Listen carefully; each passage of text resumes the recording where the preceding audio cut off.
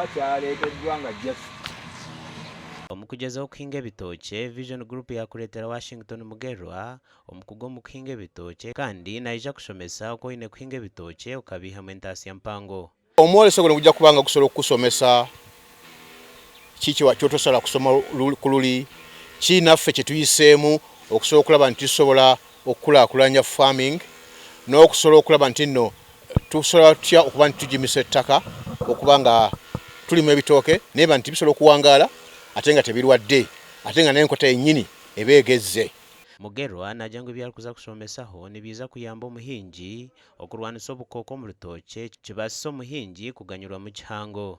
Obulwadde nga Fusarium banana wilt lwakuba nti ettaka terikyalimu buwuka buli bwe tuyita microbes obandi badde bubirwanyisa olw'okuba nti abantu bafuuyidde nnyo ne bakozesa eddagala ezzungu ne bakozesa n'ebigimusa ebizungu ebyo byonna biba bikola ki biba bitta obuwuka buli kati ffe tulina okukola kukola nti bukola bukola ki tubuzaayo.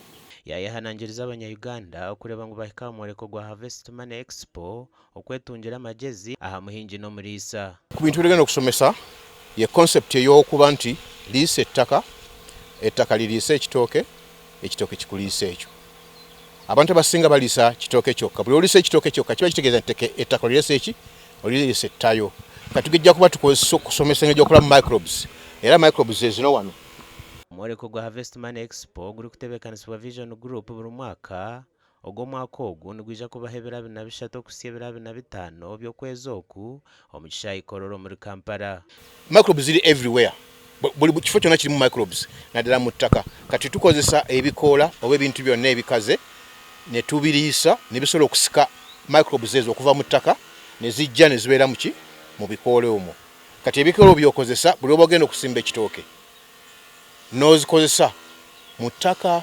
Kati microbes zino zikuyambako okugimusa ettaka ekyo kimu n'okulwanyisa obulwadde.